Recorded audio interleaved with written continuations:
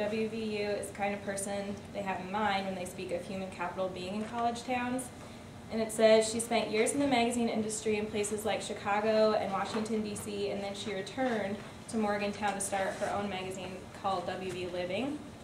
And then another graduate, Lindsay Williams, started work as a real estate broker with Howard Hanna's Morgantown office, and now she is the president of Morgantown Board of Realtors. Another factor helping college towns is Communiversity, which Alyssa already explained to you.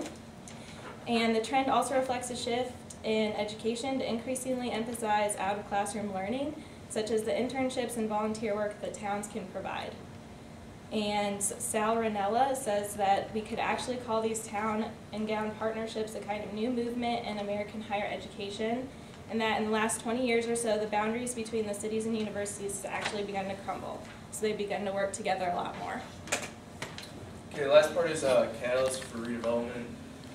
Talks a lot about how West Virginia University as a college has helped Morgantown itself.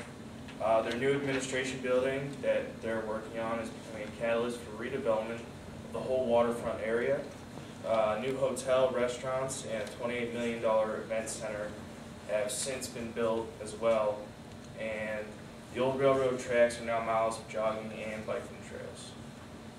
The university campus itself has also continued to upgrade its downtown campus and added new facilities like a $34 million student center, which has 2 pools, a climbing wall, and a cafe to its campus a few miles north of town. Construction is also underway on an 88-acre research park near the hospital in Morgantown, and a $50 million commercial development featuring a Hilton Garden Inn.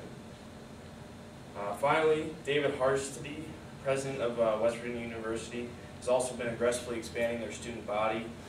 Since 1995, they increased their student body size by 50%, and they've also added